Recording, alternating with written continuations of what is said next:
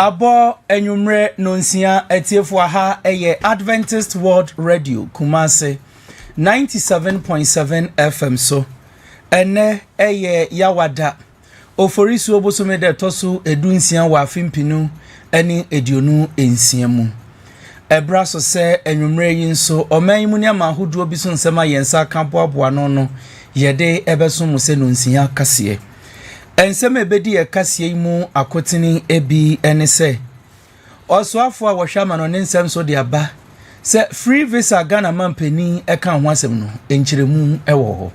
Ghana man court no sabre de wonum anya mfi oha ene aduonum na wo mo apaw dwumadie ho ntoma se wo ba bedi wonum eda dwumadie yase na temuafo pani de afutuo ede kwama atemu adwumane de mu enchemu nyina ebedum kase mu enumu ena adom kuma wo mo mpanifo aprapra kire no do ye pani abedi akire shaibu ede aba bonten akire mu se enye de hiani munye de fata se de be beboa matentrene aye adwuma nananom akomfo a wonum wo gan adangme de adesrede to ye mampani John Dramani Mahama se ora friend Magdan dwumadi a wodi wotemena 1 a ya je ne tumi krata na wosre se wonka bi emfama owrei egedifo a womo eton spare pass wasante mantem de atudwa se AI agi wo mo adwuma amehu ato wo mo so aban adwuma mienu empanimfo ya adwuma omo de abo ani police ni na afa opani ba kwa wo ye adwuma nso ewo ECG efasika ye empem edumiensa ho ne esi ye asasika ibepie mu ne de mu nchemu ebedom kase mu ye de mo beko bono mantam ne mu emebu na ewo ho wo mo de wo mo nsa akire osi ade yo adwuma bedu se enipa yekum no a efa galamse nsensem no on ne hye kire Yabejina bunu hwa na yakobunu de awonum de aseda piesie pa kwa ma Sage force ade ya adjuman bedu otosumienu ni nyina ne se waboa ama aso piti bi e wo no etumi afa ne ntoma pa efra yedemo be kwa kopiem ewo United Kingdom Ghana ni bi okwa kodem finhia edu ensia enchiremu ebeba yebekọ US ene Lebanon ni Israel won sensemu na sabre de omampani Donald Trump ne ntokwa no wose wajai kwa kosi dabe anasa wo homeso akire wato aso ne asi no ye de nchekiremu ebedom wei ene ensenka ye bi ena enwumrei apesemakafo yafa ebre ne abetena nkonwa so ayede besom se nonsia kase ene yawada oforiso obusume de toso edunsia wa afimpinu ene edionu ensiam wo Adventist World Radio Kumasi 97.7 FM so kase wo ko Facebook ena YouTube na wo bo Awr Kumasi na ya bobom ententemu Awr Kumasi 97.7 no ubenya mfoni ahodo ni na bi na wahwe abefo ntenten fidie so www.awrkumasi.com nso wonsa beka yen wo telephone no App Store ni Play Store bomodin se wo betwe Radio Garden ede atoso na wahwehwe Awr Kumasi 97.7 FM so wonsa ebeka yen Awr Kumasi app no nso ubetumi ede atu telephone so na watie yen eni amoti na nwumre se de kase ebeso mu no eye me ni ansa mensa derand mene abena adomako redu ye twa ye hutew ye ba ye de kase nu nkyeremu asom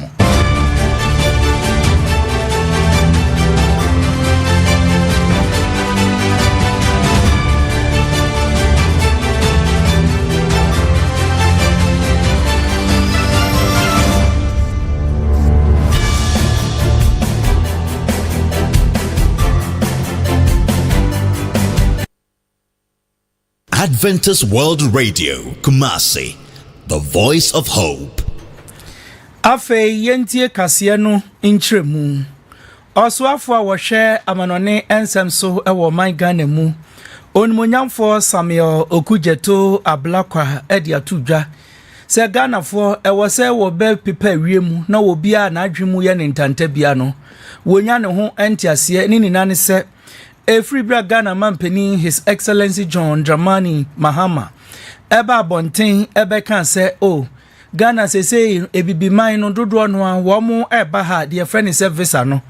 womu emmo ho ka eye visa free no ene Ghana fo ni na adwenye womu say obi hia visa ansa no aba Ghana maimu eno soafo hwama no ne nsem so chirim se enya ne sa na mampani kire wo ba Ghana maimu a visa no wo be hia bi nemom sika twitwiri di ananka da so a wo betua ansa na wenya visa no e de aba bepiem wo man Ghana no eno ena mampani nkyeremu no wodi tudwa kyerem se yeye firi ho no mo na eno nkyere se wo hia visa ansa na waba nemom sika no ena wuntua wo wie ye no wodi tudwa se wei ebeboa ama wo mo epese ba Ghana ne titru ne wo mo wo adwumupo so wo beba bebie nwuma hodo na aboa ma mabuna wo mo so wo Ghana no enye bi ayenti ene mampani ede sanhyehyeye eba ya enyense ye kwakofre nkofo se wo mo metena Ghana maimu akekeda bi ne nkase wodi atudwa ekiremu se nini na echi ekura no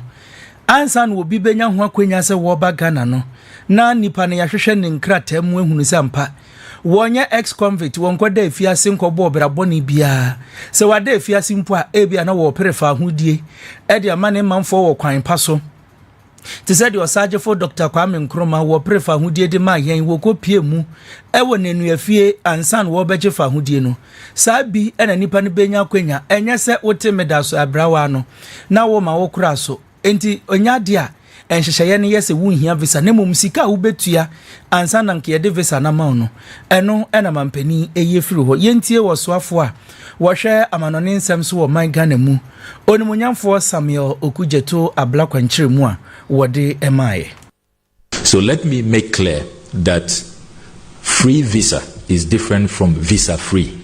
The two don't mean the same. I've seen a lot of misconception out there. People say, oh, then we are going to be swamped and no, rethink this policy because they are confusing free visa with visa free. Free visa simply means if you're an African, you don't pay the cost for the visa. You don't pay. Whereas our friends from other parts of the world will be paying about $250 when we roll out the e-visa regime. You as an African will not be required to pay the $250. But it doesn't mean that you will not go through the visa application process. You will go through, you will be vetted. Our consular officers will screen, will make sure that you meet the requirements, you don't have any criminal record. Because remember, the system is linked to criminal databases, multiple criminal databases. And if you have any criminal record, if we think that we are not convinced as to exactly what your agenda is, why you want to come to Ghana, we still reserve the right to stop you, in as much as we are welcoming everybody and embracing all Africans. So please, let's get it clear. Free visa is not the same as visa free. Oswafo a wohwe amanone ensem so ewo omaimu Samuel Okujeto ablakwa ene ekotie nene no Ghana ye court kese anasa asembia sia eho na ekotwa efreno Supreme Court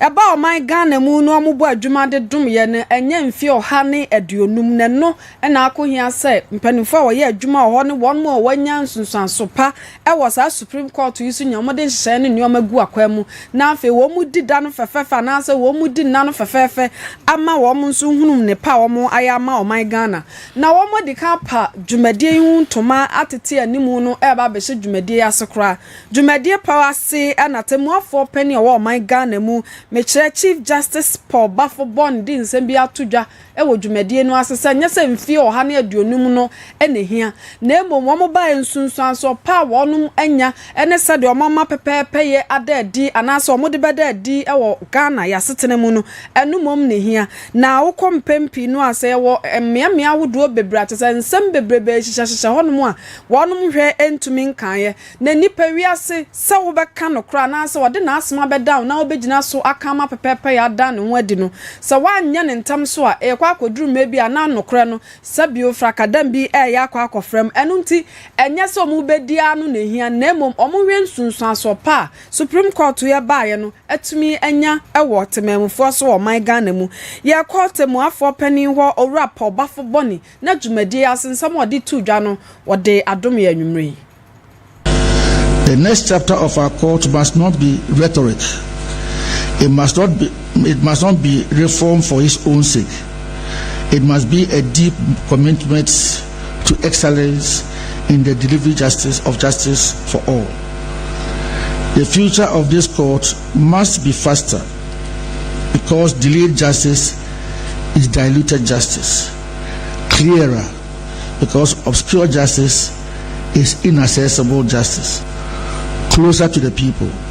because distant justice is denied justice. In the coming weeks and months, the planning committee's rich program will bring the vision of this anniversary celebration to life. Public lectures that take the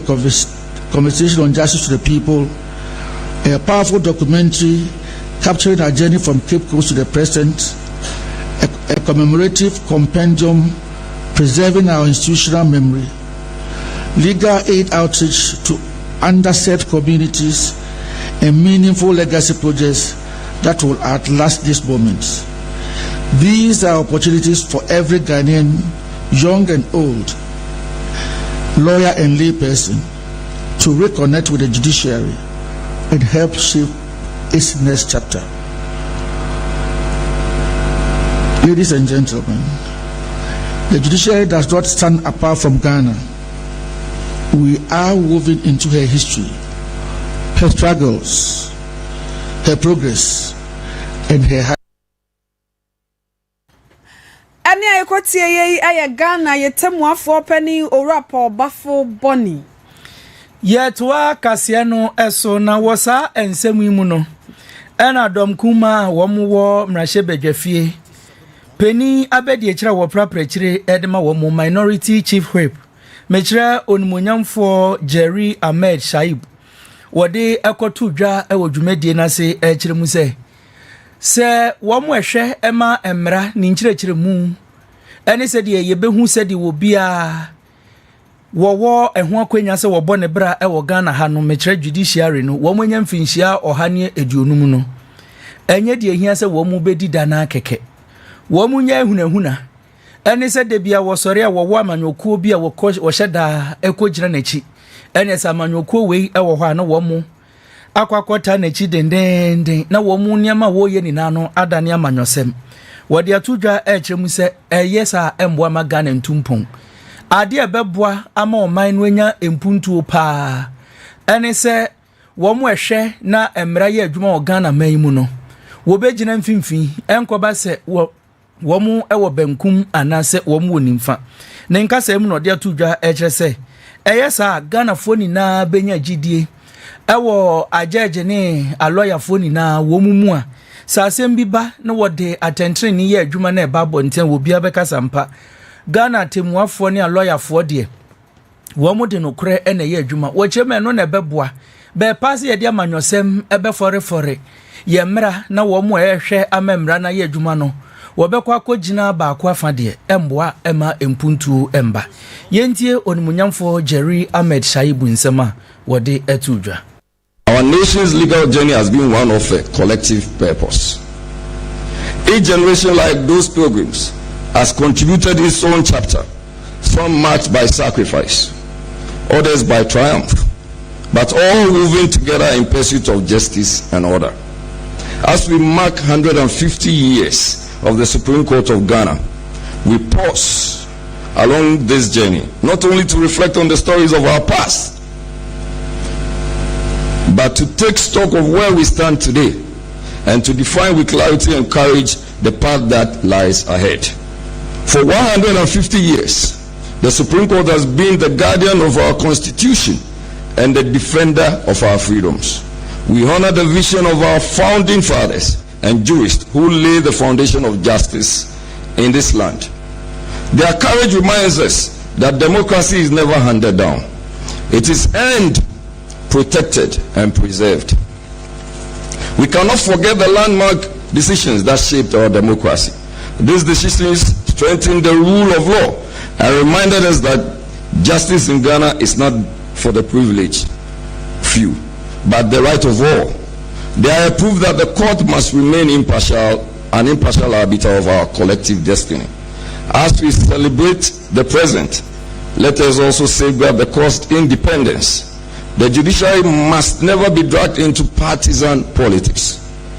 Its strength lies in neutrality. The judiciary's strength lies in neutrality, in their ability to interpret the law without fear or favor.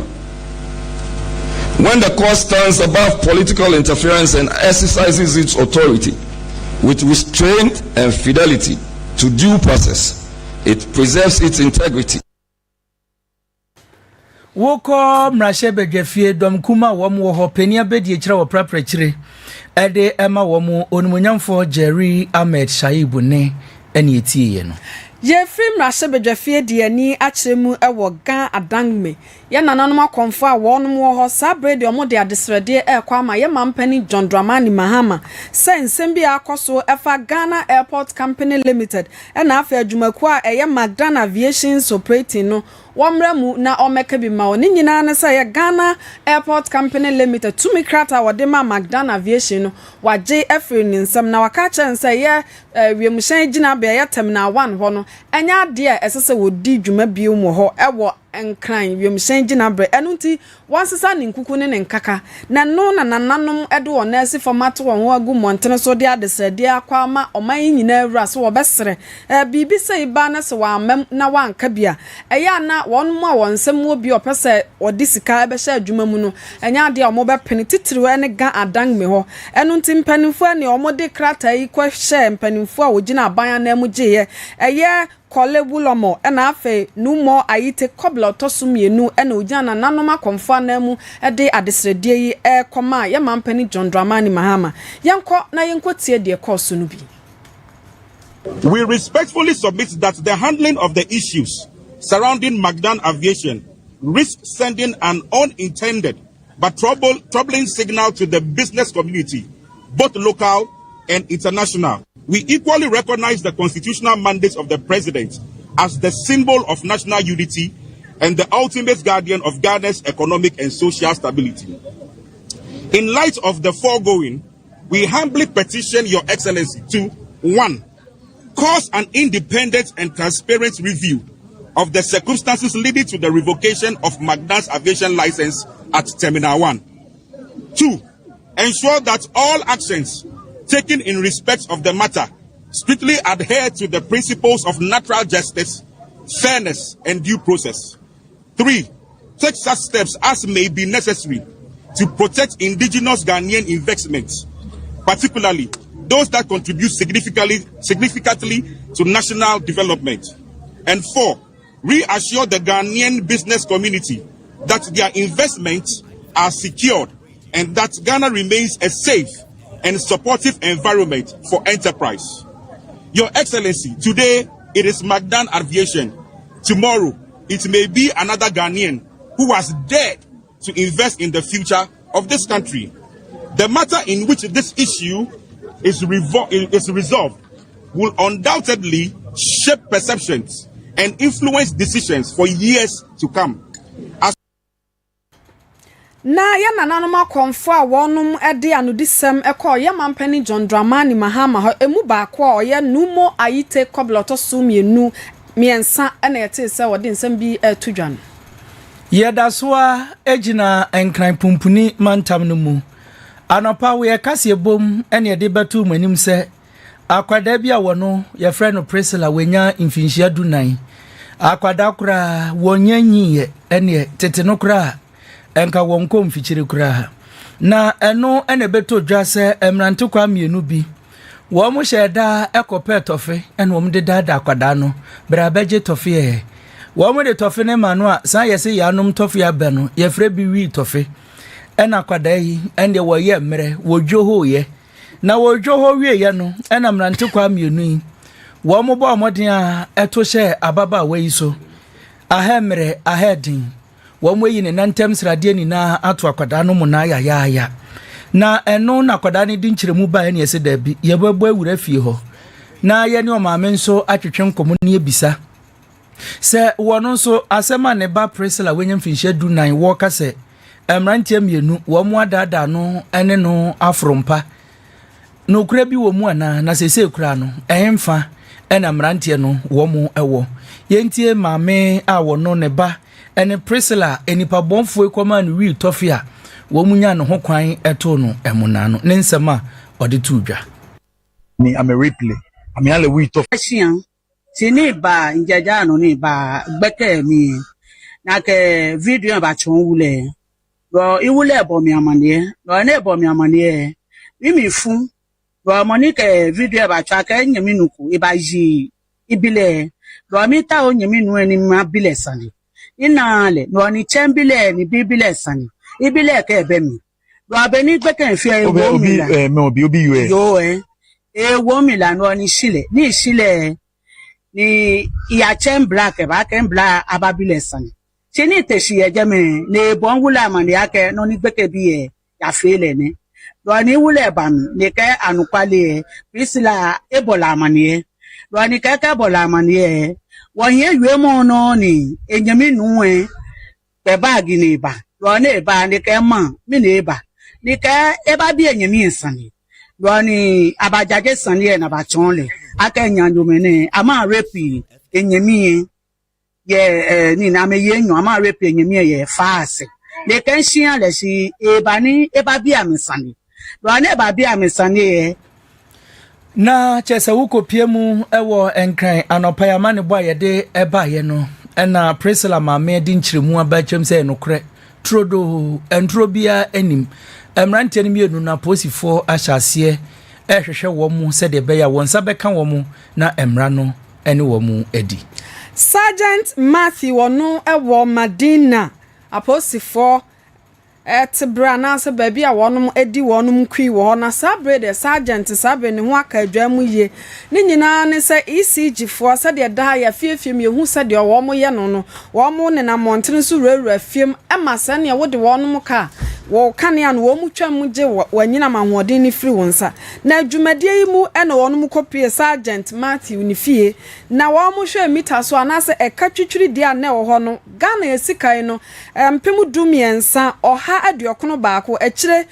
city anase mpeswa aduosiankono 13,191,000 and 69 pesos eguso chese sika na bi wo mu paye na ECG pani ye na adwene se chese wo betwam firi se kan dɔɔso na watwam obakwa aba na afi ya kanso se de ebinum eye no wonom afiefie ye monten so ne ye mro no so ye ni tua no eno na hye abufuo ka se ne wedie obetwam ne baabi asese wode asam ne kodru no wode akwa kodru na menteme wase metwa me ma wo ntwam na abufuo so no eye posini owura sergeant Matthew no ene woto hye ECG officer iso ne oman kakra hye ne widie mu ama asem yi enso abeye deja ho na CID ni bi nso ono kan ye na dwene se wo twene tetefon na nka wa record anasa dance enti no wa kire de bekoso na gu afidie so ne koba se ne kopiem court a wode adidwuma no nso de menteme ho ase ebaya kire se won ma na e wo pantan no asam no na ani enyanyi na no ena mpanimfo gina so akasa ne so wode ECG fo ka sabio ye ne se na de fata empo seka no nyo na aburugu wo se de ya na ehu na fiefie mu no obekwa kwatena da bi mu no obi aboroka no de agya ho no esese wo hwe na ECG fo bem no mo de ye ebetu ye afa nso sa wo de wonom ka hwe se wo betua na de ekokosi ECG pani ntam na afa posi sergeant Matthew ntam no ne nyina antimi nso ansansi biem ewo Ghana ha ye ko ahoma no so na ye ne spare pass edwadifu a womu ewa sante mantamu womu peni Mr. Godfred Edu atwetwe enkomo kakra Ora Godfred Edu otemenka memawadwo emu akwaba deba Adventist World Radio Kumasi 97.7 FM so ya aja me pacho se bibia boko de rade na huye mobo na mpacho na moso e Nyankopon adom yenso ye huye na openi ene ne nya ne ntiese mo amoton spare pass no mo ye kire ni nane se mo ani nje artificial intelligence AI a abai no akofa ede aba ye portal hodo a eno ene hwehwe me ehu se niama ben ene obi ede ba asem ne fimfim ya so ye nya wa homan su yi yesrew fankyiremu ma yen meda wase ni watiefo eye ensentwerefo nhyiemu a ye frɛ ye no na eye niema mienu baako ɛyɛ bɔhyɛ a aban no ɛhyɛ yɛn ɛna deɛ ɛtɔ so mmienu ɛyɛ AI no na sɛ bɛyɛ a memfa mo mmerɛ no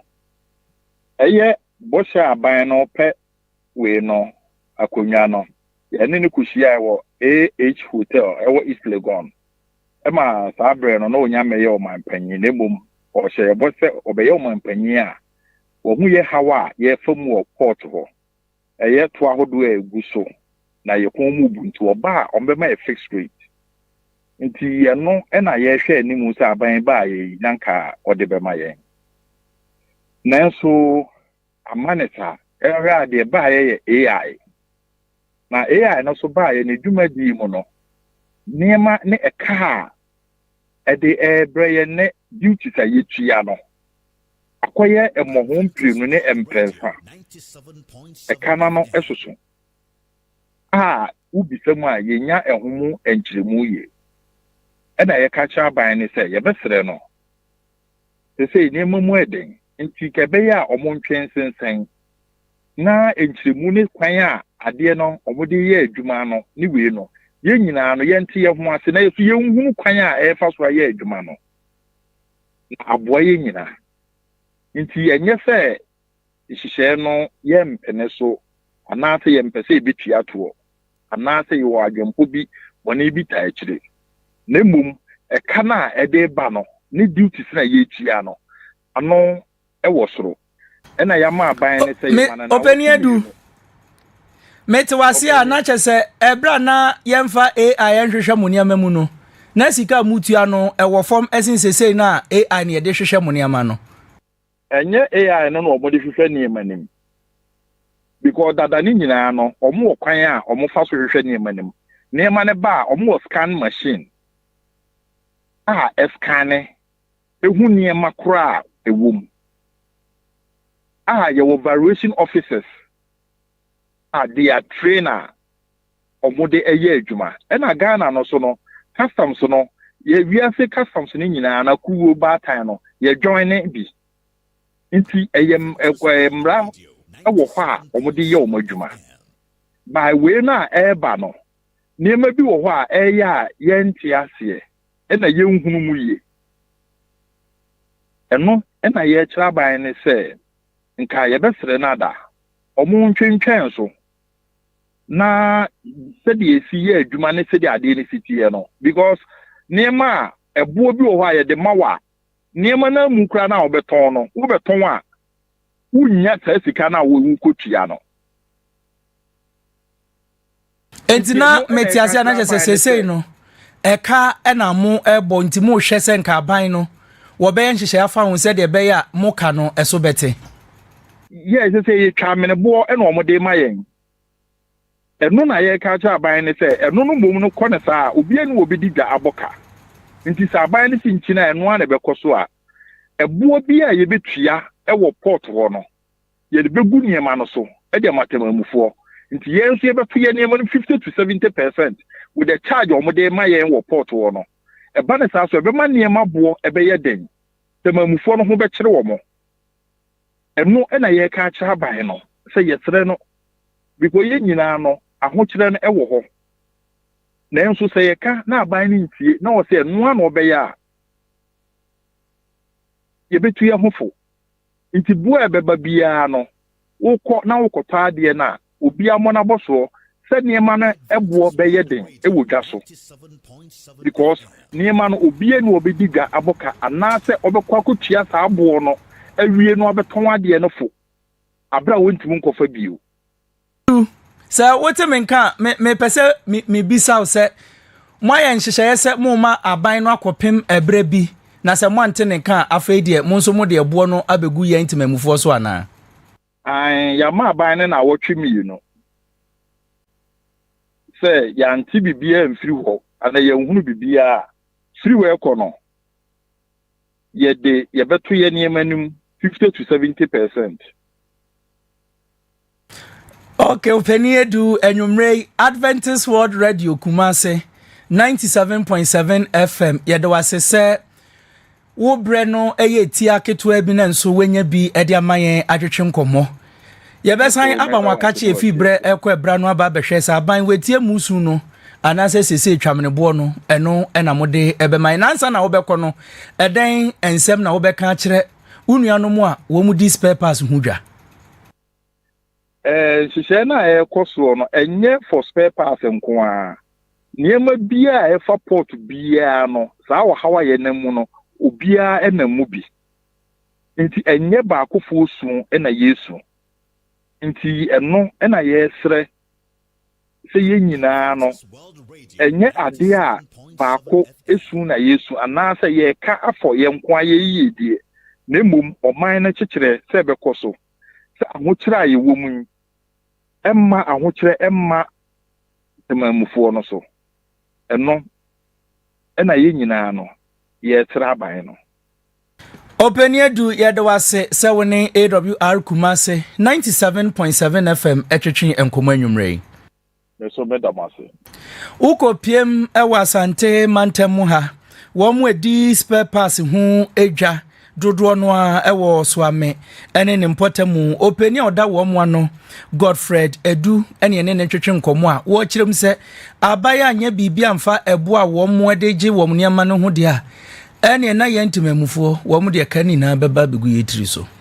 yada su dina Asante Mantem haya ne de ani echiremu baby atade bosomtwe ewo no na akuafo a wonum wo ho no sabrede wonum ani abrepa ye free say wonum hwe kwan a mo fa so na omudanya ne ye chese womu kua nsase ne nneoma no ne nyina na ya bedwi agu a na ya rehosem paye na dwi omudwugu yo munim sana sampanimfo abo wonum kokwase baabi omo ayo omukua no ben tade no ano enti nkasesenka omukọ akiri kakra na numpo no na omo wa atwenye mu anase womu nim so omo beda anyane ama ade ache ama awe abo aba besuwo adwiri wonum kokọ banche ne wonum menkani a wasam fife na wadua no nyina na sabrede ye kwakuafo no omo ewo tade bosomtwe anase abeka ne se bosomtwe ana lake bosomtwe ho na ya kwakuafo ni buo no omo akyerechirem asem asi wo no ya eye wonum efa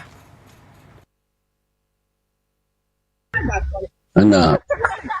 I'm pantan mi ba na na se Blvd siso ite ode ni den na maka hanu de ya se mol bayani yi kakra juju ade ya nti mol ba kakra no se ba na de ani sa ni kan fancy asinti en film so album beteko ni ho nti and the idea almost any what you see now the anyway hard sent me say are you ready no mo di ka beti 100 feet at all say mo ri obi mu bia kwa enye enko so be project do ama almost CPS nti ya say e bon si no bai nti say I hu ni say no nti hu say betimi as affecting si yo kaka sesa de na isi ananka ye de te ba bi ni se bisa na ko ba se Otumfo na okuku adu na di wo media se o kan ho hwia ni asasiwa na ese oboy project na nti ya hemfo na ba o ma so tie nsi nya bi ama na adena project na ha se amuji adenu nti ni project crop nam so amu be no so ama o bes abegi usina nsa na akuafo binum a wonum afo eben tade bosomtwe wa Asante Mantem ha na yetisa wode ensem bi etudwabra wodanya ne ye na ya bedwiri wonum kokko ni wonum nyoma nyina afri wonum asase so yedasua ejina Asante Mantami emu Ebenezer Frimpong said the nkofo aka sa kwada wani nso ade a na nya Roma sori dan ho na akogu nsuo Ebenezer Frimpong de neni atra neni nton nini na ne se wodi neni kire mu ewo nkawe wo koye no police van na esi wo no eno o se ai menso me ye citizen me ye Ghana ni ena ndie wo kwatena police van mu ena vum wo tu van no ede koye na chesa brantie no wakwa wia posifo wo mo ehyen na eno ena brantie no Ghana Police Service wo mo armored car ya ene wo mo abo ho ban a etu gumu kra na nipa no kwa na wo kɔ no wode enam nkawe market ho no mo en wo je ne samba en ye bɔ na ba so ko frempon eno na posifo tie nom se he abrante we ni nso ade aposifo eka mua ena wonye posini community police kura wonye bi na wenya akukudro die mu odene aba betu aposifo ka ede enenam ena woje wo samba na eno ena aposifo no wo moma wo mo ho eye ha ene ntempa no wo kwaso abrante no wo mo kwaso anu no hwa abrante ni ma se de waka mokum wotumi hu se ne hum wani na adwane ede free ni nchen aposifo bisa no ko frimpon ada na abefa ye hyen no wo gina ho ende na nasum se sew beye mienu na abrante nda so gina ho a aposifo a kire no ede na kopie mu ewo wo mo akache wo de atudwa kirem se pa se wo benya kukuduro se aposifo wo mo ehyen na beba be wiade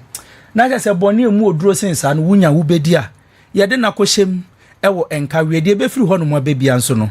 ye de beba bedan etifo a police for car no akotu ai eno wo de je fans wo marketing no wo mo bona basu ko frempon na kokoduro na ye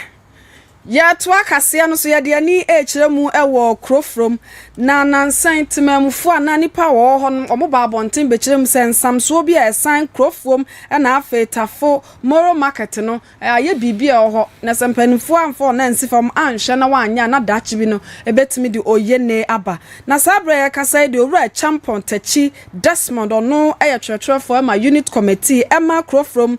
East Lateral area wodin sama to jasam penimfo ate wonum sufre no wo ye nhihye bia asasa nsamso no animu ya obetumi aba abeye ede afiri honum na o kiremu asabre omo ni engineer na so obi a contract ne be hye no nsa akasa ama chasemra hye bedwane ono nso o menhia not eye owura akwasi kunadu ni won mu nyina akeka abomu odin nhegu akwamu ma wo baye ensamso no enti temamufo a wonum wo nipa ate wo hugu montene so na wanu dam na osra se ya meye ensamso no enhye nyina agu akwamu enche pi no empanimfo beba baye efro yenko owura champion tachi Desmond wo na yenko tie bibi emfasa asemi to ask them about what caused it. But they were actually, some of them were saying that it was being caused by one of the trucks, that's the heavy trucks. So, and then they don't know what actually caused that one. So our investigation was that it was some sort of, the driver wanted to do overspeed. And then, so the overspeeding caused that. And then, in order to, should I say, bypass some other vehicles. And then, they caused that hazard over there. So if you ask about that one, it was being caused by a heavy truck. So I asked the residents the necessary, what was the feedback from the driver who caused that. But they were saying that they didn't see the driver. So it was a lot. But when I went there, just as I told you, I retweeted earlier, I was able to inform the presiding member, of which we took pictures of it and then sent it to him, of which he himself, because there is an ongoing project in Kofrom East Electoral area, which is the construction of a school building for New Tafo at the BI Islamic JHS. So the Honorable Assembly member came there to also witness it himself. And then he also has also taken a critical look at it and then see the hazard over there so that it won't cause any sort of accident. So if you ask about the necessary steps, we have actually worked on our behalf. Na temamfo a won ni nipa mpempi no wonam samso isunso do anu tumu se yo mpanimfo asamo agesempa samo bayan samso ya sabi mo mane nkwankwa ya bibia ho animu ya omomeye na ehwo emfiri ho. In fact, I saw this thing last week, and I don't know the reason why it is still here unfixed. Because you know, when you look at this place, there's washing bay. This road to is linking to magazine, and then this to roof room. So the moment this thing got spoiled, and then the road get blocked, meaning the traffic point over here is going to be choked, because everybody will try to use either this side or the Mosuzongo over here, rather than wait until the thing gets spoiled before they will start. So what everybody that uses car and then use this road pay tax, because they pay road wealthy and insurance and local. Enchena babe je kwana boss nchi the sense aban ba be de ba be hwamai nchichi also pa because e to yiri pa dia betimi de asenfo fraba onyame rukure ne ehu because we get free so crana who stand from wa o fe say the tie no a when you boss for crana wa anya kefra obetimi aba beto enti na we say no enu ya no mpanifo hwe na wo mutu ho ana mo na wo ye bibia free ho no na oye ne bi enkusi ansa na ya be kase ye be block ne aba ba ye na temamufu ampempi wanam samso a wo moro market na afa tafo ne ete so de adesrede ekwa amampanimfo se kwan no baabi sabrede abu agum enunti oma wo ho nya ha na wo meye mfiri ona mfa ka kwanhia bia ama ye free asante mantam mu na yakopiem ewo bono mantam no mu na yakobono mantam de a ene mentime ho ase kese e na apagya no ho ewo ho ni nina ne se na watwi asahye no ene beto dwa se abrantie bako awono no ye friend of Bismarck AJ no enipa wo hwe se obebo ban ama gather them and sell galamse no ye tu ase wo makotu tuo e de abo abrantie no ama nato anananom ewo ense do enam so ema ndi nchinyuahye ne mentime ho ase de aye kese pa ewo kyeremesu aye no wo doma epuye mensin no emu enumu ene nipa wo mo ho kyeremu se wo mususu pa se ene nipa wo hye ase no eye osagefo wo si ade yo agimambedu wono na akantam se wo mientu fom agudie wo ho na nipa no mu bepie mu no wo mo kan se han osi ade yo agimambedu se obi antumi nya galamse wo ho enti no ne bo ani a enam so ema brantie baako ahwere ne nkwa wo mo akire wo mo bufu a ensema wo mo aka no mpenifo sika akum ye gene kokwe num yentie emrantie a wo mo ewo kyeremesu ensem ni bia wode atudwa adwana akoso do ma yinkuru halo ye de ni say assassin skawu ye ti kura ni say assassin skawu aburo ni kasu ni kokwe na ema me bedo ono ni beto so ni say ono ni adwuma say ye na na ma bi baba do ma we adwuma me ye with assassin skawu dey skawu skawu no ye ti bi hwe nsado ma ni ha bi free Kumasi sunwane nkran ma metu first kan nko abra so eti akonde ye adwuma bi no ma ni ha boys no youth na wa bi akoye say adwuma na be ye no be ba be mfa do ma ni bia be mfa ti ma su be mfa wa fie ni bia garanse na adwuma bi da ma na Osei $100 million. When I go to bank, tie nya botire we o chema bia nya bi ye hu ye. Adwan so ba start gara na be gu so be ye. Ti ba start be ye so de ye twin trama come ne we ase the part one ba good man hanum say a omutu asase no omudem na ba yan so a nipa na odem na ba so ba ye adwuma fine na no wa ja tum nipa no so de no workers e fi onu ba be onu fi aba ma na ba ye adwuma no e wo do man say do man ni bia nka ho e bi nadia tuo kane amachi ada adwuma na ye adwuma ye kwa ya nyawi o ya nyawi wa ba awi ani mu a emma kom so na ye den e de yen na ye wo ma mrantie a o musisi o mu so o mu kita tuo do ma hene na do ma hene na skakra ye ko ma ye betie akasefo na be baro mrantie na be musisi be so be de tuo tetare ba chi ba be ku ma mfo tutu betu no ye bi so o mo anu ma so mo se ne se do ma hene na do ma hene na so mo se o mo mra me ye den o mo mra me ku ye wo site honum emebunu a wom wo doma epoye mensin mu ene wom ede sobo ekwama osagefo osi ade yo agimambedu otoso mienu se wono ena agbo pase yemeku wom nini nane se wom tufo magudie na Bismarck papa ede tudwa kirem se wo sere mpanifo wom enya kuniba na wi a wom fa na mu mbre no na ono ankasa enkosie nipa yentie ne nsema ode tudwa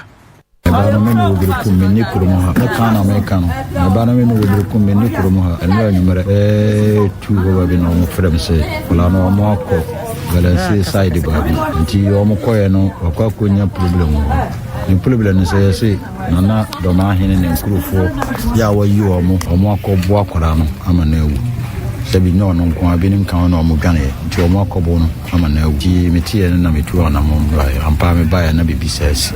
ani e fa kula no ye de no foto mo chi ono abubu na sisi guso yidi ono chidie ni adi bia fa ho bi because me ne wono me nim sa kula no mpanyimfu a omo the modesty assembly dc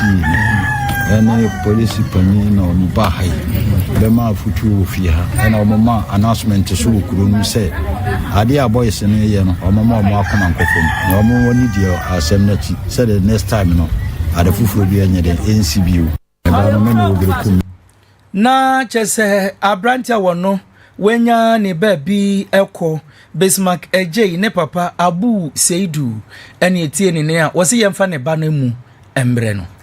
yada so ejina bono emantamu na Domahinkro Presbyterian ayasabia no wonom de asida piesie pa de akwama osaje for siade oyo Dr. Blvd otosumienu ena afi ode ne ho Dr. Akosua fe madwabe otosumienu ene afoforo pi wadwuma so na wonom abo atimi aboa ama Domahinkro Presbyterian ayasabia no atimi agina ne naso aba besi sabre afenso asida piesie biem so a omo ekire de mampanifo no ekwama na nanom atena nkunya wonum ewo doma honum frise so hwe empuntunyuma ne sania mbre bia ya sabi mu behia bibi omokọ nanam ho no omode ahohare so eye no eye ade eye aniso sabre de omo eba bedi dwuma na dwuma omo bedi na ya sabi no anya mfie mako edioso se wonum atumi ahye temamufo ye kọ owura Emmanuel ban ye bo no kasama nananum atena nkunya naso kasama Domahinkro Presbyterian no dwuma akoso no ode nsam bi atudwa ho na sei ena okan Say Presbyterian Hospital Domahinkro ye kasa na eyaseda ene Awurade nsira ne adio ma bia aba yen sraban mu abeboa yen ko ya hoode ne ntimi na ye wo binu mo ho ankwankwa ne nyuma binu mo ho a beboa ya rasabie yi pa enti ya Yohana na aseda piesi a eso ene Awurade nsira ne adio ma bibia titru eye yewura Domahene osaje for Osei Dr. Blvd President Bono House of Chiefs ona na maame ode ne ho Dr. Kosu afima dwabe ababiu se mo abede aboa hospital no yeni so na owura sade efo asosesa wo hwe anamo a wonum atu na ye ni so ye niema wonum de abedom asupiti no ebiye empa ye daso wa asupiti no mako ahanu afenso mattress no nso ahanu eni nioma pi na wonum ede aba abeche wa bra na wo mudi emfie dioso afinhia na afenso sika wonum nya fi dwumade nyina mu no wo mode eba abeboa asupiti no sei ena no nso ode ka ho wampana buru ye dan e wo nyina so de hwewe no nyame nsira osagefo Yohana asade mattress enso 200 ede ababa kan anuanom ono akasa na deba nya so ogwahemfio ho mefa dabi ye nana ne simpan pan ona na chiame na bede abrae nti nyame onhira osagefo na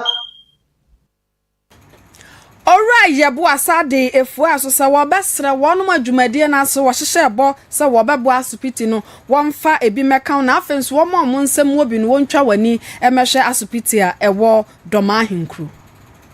de humobrofo mobo no ode fem Awurade enti bia wo pepa so baba bo hospital yi ewa akwanuasa nyina so ba bia wa hode betimi bia no nso no adawroma akuma no kra wodi agya tum so baba bo nyame nsira afenso bebre na sayebo a entimi meduye nti yebo mpa ya sire nyankopon se saafo ni nyina so onhira benwuma so mane nkoso from na benya bi emedi bebo hye so eni ekwati eyi eye owura Emmanuel ban yeboa empanifo a wonum eda Domahinkro Presbyterian ya asabia na no ono enegina wonum anamu ekasai yemfri bono na yenkopiem ewo mfimfin mantam no emu yede ani kiremu ewo twefo ati mmokwa na upiemu ewo hode a womo emansin ni na mpanifo ewo hode atudwa kiremu se enya de womo ani gye ho se DVL mpanifo ene National Road Safety Authority nka wopeso woka won ho bom se wo ba behwe ama vox ye hyen no ye jaise ye de efa kwan no so enam so mampanifo wo ho e de atudwa e kirem se kwaba ne saade a na wo mo anu aduane a ene agye afiri wo mo nsam no de wo bedie no eho be ye de ama wo ne won yere ene wo ma enti mpanifo nhwe se wo bejai sa nhyehyeye no kra mu ato baabi na adrobafo a wo mu etwi vox ye hyen no wo mu hu etumi ahenhan wo mu wo de atudwa e kirem se anya sa paade a na wo mu bebu wo mu abra wo mu su a edwuma wo mu beye no ano ebeye din yentie wonsem ni bia wo de atudwa to we dey best aban kakra say yesre ne die kase obegu wozi edwuma na yesre no ande inmu waye wo bo antu waye ni an say ise no ande de hwe busua eno ane yan so de boy blade bibie wozi bai ame ne ma bibili asesa eno ane yan so de boy blade bibie wozi bai ame ne ma bibili asesa ije be saban say kaka ne de je o pen papa o mo to ka no ena so mo hwe say nipa we me drive na say just do na washing machine do na you kades onya ko tina so onya acha samu no eni abani kam no mo hwe na wozi fo na wa ase ni so o pen na fa so maye na say so tie nyeduma no union for say say ni tie samana feedback for the miner wozi bet na yeduma afa yani ye de ka yeduma be 20 years now no me say me akwala so started driving yani ana what I say wozi ka ye automatic engine you do one more car onim twi ana ebi mpono yeduma washing bay boy so bia into onim ohun say car ye automatic engine be press on so be de ebe twi ana na ya this accident na hu nyama bibire eba ana secondary I think say me so be two cars no wo kasa wie ye en wo pani and ono nso na wo kwohwe wo mo ewo twefoti mokwa ne mpotamu nina wo twi ehyen no ahodo no pomasi mamudu editu dwase enya no kreda se wo mo etwi vox na ma akwanhia eba woni mutwi ana woni mutwi ahya ahodo no nso edi akwanhia eba ne nsem ono nso editu dwani saban kasa obande kana menene nya agen papa a kire se vozi ni nya se si hwa na konya accident nya se vozi ni si hwa na okobo mu ba ma se yen ya drivers no yen na ye twi car na experience am me work akra wo mu se emira me ko fa car no otema ne de ba na ade asante me fa abeka la pass won nti ade asante na kwan de me ye ma agen se me communicate me du be 90 to 100 no ana me hu de nti a driver for ne de car ne ebo for because your car bi wo ha who ko speed ya next year mu na mu ye den oni ya car bi nso ye vozi die who ko speed no na mu ayemre eti mu yemre no photos bi kura na so wo be doje photos na esa se steer ni mu amre pa ni tuntini control ba ma car no ebe ho asoja fo ma sa me kan na ze wo police fo ni bi wo ho a me kan mi no mi na ma nu so ma ye o ma gen so be so o ma ni yie enfo mu ye adwuma nye o metima akogina kwase any 10 kilometers bi ya no ye the speedometer fo no be kwa akogina ho ebe ma speed na ye den asusu nti me Penny awono efrenu pomasi mamudu en wode atodwa se aban se san wadwen esan se enya voxi adravo fo nko a ene makwanhia ba ne mum prapra kwan ne so se de be ya wo mo a emfantitie mu no entwi ye hyen e wo man mu biom ye kwa wa apoye mansini nimu ewo etifi atoye mantamu na nipa wo sabrede wo de adesre kwa ma mantam no na afa mansini no nempo atraba o my Ghana nyina so se wo besre se yade mu eto de na ya na niam ani anya titiriu ene ya ma menom apemfo se wonyem na wo kwa ma na asini afirifiri one ne ba no no ahwe ne mpom se de neomate no eya na ano eden na wo mo obia kakra bi e kana se chip compound ni bi won nanso se kobasa yade bi ano koye nya na se emu koye dempa ne kana se emergency ni bi a eya na wonum enya ba bi o mode sa hawo nyina ebekọ enu ntibraso se wonum benya bi ewo wa east ho ye kwa na yakotie temamufo wo mo adesra wonum ede to mensin no ne mantam no nyina nso anim. So in terms of health facility, we are lacking health facility within Wise district. We are not having a district hospital. So due to this, we have been having a lot of problems concerning our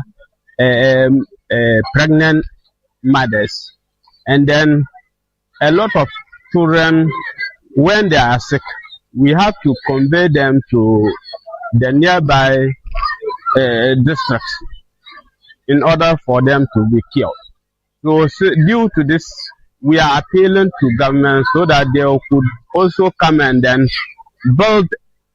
a structured facility within our district so that we will not be struggling so much like what we are experiencing. So most of the communities or most of the electoral areas, we are not having facility. We are only having chief zones. Sometimes they have to refer to WA, and due to this, we are. Timamufu a wɔnom ɛwɔ wa apoye mansini mu ɛwɔ atifi atoye mantem ne wɔte yɛte sɛ wɔnom de adesrɛdeɛ ɛkɔ ama ɔman Ghana nyina sɛ wɔnom ehia apomuden biaye ɛwɔ wɔnom ho. Etiefo aha ɛyɛ Adventist World Radio Kumasi 97.7 FM so yɛtwa yɛ hutew yɛba yɛato akaseɛ no so. Adventist World Radio Kumasi, the voice of hope.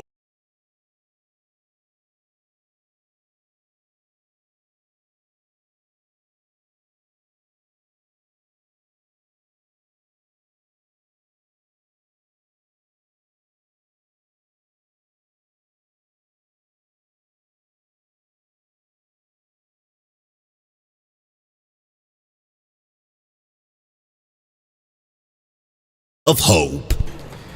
Yeda etiefo ase yekopiem ewo Gabon mainu emu na womo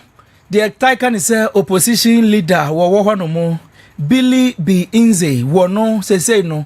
aba oteso etrem se yenkyere no na yemfa no enkosie no kukumu a enura nwumre womo akwakokyere opani Blvd Inze wono ehwese ne nkaba woteso ewo Gabon no wone no betwini se tan na nkemu ate na waba befro abenwa ewo Gabon man ni mu na eno na beto dwa no ne amanyoku wone de ato dwa kyerem se wa afimpinu ene enwotwe 2008 ni mu no na openi Billy eye obi a woye adwuma ewo wo mo mampani dada Ali Bongo na penso na eno ene wo kyerem se ene ni dwumadi a wodi ye no asesika bi efa ne nsa ase wabra na womo eye womo amamre ne amane hu enhyiemu eno ena womo amanyoko no de atudwa kyerem se saade we ya ye kyere no wo hu papa no na woni tumi ewo afimpinu ne nwotwe ne mu a wo susu se ni na no enya ne kwan so wo kyerem wo be prime minister wa afimpinu eni eduonu miensemu adan na sa brande ya nkyere no na ne ya wa be opposition leader wo be pretumi agi edi efri eye Brace Oligwen Ngwema ne nsemu nti ya hyeda a kyere no a wode nkrata akoma ewiase enkuba tiny ni na enkabom ko se wonhwe na wo mbeka asem no emfa ema o musanse kwan ye di Blvd Inze efa so no enye kwan pa amanyosem ena mpenifo eye wo Gabon mainu emu ye ko South Africa afimpimienu ni edunwotwe brana dwumadie bi koso no na etuo bi etoye na hwehwemu koso no muhu se opposition leader ni din ebeto dwa Julius Malema ono ne party ni Economic Freedom Fighters wono na wo hye etuo yase ya ye nhwehwemu akwa sabrede anodisema banasa temu abasa owrai wonkoda efiase emfinhyianu enum na emfinhyianum na chikrampo no sabre wo ho kwan se obetimi asade ne nkrata na ne nioma asa akọ na ya hwehwem kobase ye jano de na ne tiri ayeye na ye di asamo de na sotwen ama no wie no ogina wa na ese entene de no se ne temu afọ a wote na adwam na wodi asamo de mfianum etu ne ti so no ese wa ye sabio nipa nhwehwemu anaso waye nipa mu hwehwani mu waye nyiyimu ho na wode sa asemi asoa no enam so ma na chi taifo no omso asemi ente wonmo de amom so agya omo agumonten so amakasakasa pi ekoso sa asemi nso aiba be deja wo South Africa frise nipa bi susu se anhwe asade na ekono dachi bia no ebetimi anya nsunsuan so bone wo amanyosemu wo South Africa yekopiem wo United Kingdom Duan owusu eye Ghana ni ndehia wono wakopiem ewo UK mainu emu ade awukopiem ewo Romford womo atna yekesi a yehwe ne yekan nipa asemekere court no ahyese Duan owusu no yemfa ne nkwatwire mu mfinhia eduosia mesemu edunsia ene efa 16.5 years ninina ene se ababawa wenya mfinhia duonu enson Zawa Mukta Abrante Duan owusu akwakoje ne nkwa edi free nsem wo kiremu a asemu esiye ewo osana abosome numu ewo afimpinu ni eduonu enum numu ena Ghana ni wo chi ababa wei said ye beye bia no sebio wone no ebenya mpemu nkitahudie ewo kaa mu mekere hyen ababa wa na mpene eno enenam so abrante no wachem se no twen se kan ena cho wode wo ababa wa no a waje ne nkwa ade free ni nsema enei quarter ewo Romford eno ewo London epoye fema hyese Ghana ni duan owusu no emfinhia edu ensia ene efa 16.5 years de won kwatwirim no opie eba wode aye adesuade na yebo Awr Iran wonum eni US entokwa nansen wonum akobi no na sabra yakasa de omampani Donald Trump wode atudwa se nyame aye adom entokwa no etuo nkwatwere de atwere na ekwa akwatwere akosise na dupe na wo che wode achese ntokwa na ema subiem na nadum no ohwa se obenya Lebanon anase Lebanese aban pani oda wonum ano na afa nso Prime Minister Benjamin Netanyahu ono eye Israel Prime Minister no wonum nyina bekan fua no wonum atenase na afa no omo apɛ asomdwebua no wonum nyina anom na asemi ba bonte na famienu eye Lebanon na afa Israel no obia emerging to musa sama US President Donald Trump okano womoje ne sempa anasa wonum enye no sempa enunti womuguso omotwen say Israel for bepene anasa Lebanon for nso ebeje atum no munyina atenase na asomdwe akwakoto baby a esese eto kasia no esi na ensem edi mu akotene ebi ene se oso afohwe amanone nsem so Samuel Okujeto ablakwa nchiremu aba ema sese Ghana fo ni na bete wo mo ho ase afa free eye visa na ube bibini a ubetumi dia bepiem ewo man Ghana mu Ghana yatemu akase no meche Supreme Court no wo manya emfinhye ohane aduonu wo mo apadwumade hu ntoma eno na temuafo penny justice Paul Bafo bonidi atudwa se enye mfie dodo no wo manya no nehia nemom wo mo madwene nkwa adwuma a wo mo baaye o mabebode ama oman Ghana no so ye ba santimantamu ehu se Ebenezer Frimpong wenya kukudro wakowia posifo wo mo amod kai bi ama posifo asone penchi Yakobuno mantemu na Doma Presbyterian Hospital omode aseda de akwama osaje force ade yo Dr. Jimanbedu otosumienu eni nipa bi e kan wo modern a omabo na wonmo de aboa asopiti sanso ena spare parts edwadifo de atudwa se abai no na watwemienu wantete niam so a ene wo mo de ebo chenchirenchi ebeba begu timamufo so yekọ Upper West Region na yekohu se watemamufo se wo mo besrempenfo emesi asopiti emfama wonum wabra se obi yare a wo mutwa kwantenten ena om de nakoba bi foforo duan owusu eye Ghana ni a wo United Kingdom UK man mu Romford eye atenaya wo hwe ni odi asema hyese won konkodem infinhia edu ensia ene efa ni nina ne se wo pese woni ababa we bi ebenya mpemu ngitahudi ababa wa nampene no oje ne nkwa efri ni nsem Omanpani Donald Trump de atu ejase Israel ni Lebanon sabre de omunya ntwentwenso ntokwa na omunya na du akiri no wo munyina eba betenase na afi wo mahye so mu betumi anom asomdwebua wei ene ensenka ye bi ene enwumrei apesema kanfo ye fa brani e betena nkonwa so de besom se enwumre no nsia kase ene yawada oforiso obusume de toso edunsia wo afimpinu ene eduonu ensia mu Facebook ene YouTube Awr Kumasi 97.7 Nana Yahu Oliver ena fei Dani Eboa no wo mu ede yen ekọ honomo sanso ena kibua ye ema awrkumasi.com nso yekọ ho no anehweye se Awr Kumasi ye betena ye app no so no anya bie etie sanso ena Radio Garden no so nso Awr Kumasi 97.7 so unya yen etie ye ewo ho koko krachia wo obuase o message no wo de ebaye aban behwe na wama ekuafo nso wo mo ho adwo mo DJ Collins ena wo hwe ya wo chinchi mu fidie no mfuruma ema yen eni anwumrei mote ye se de no nsia kase beso mo no eye me ni ansa mensa derand mene abena adomako redu yemamumo enitia adise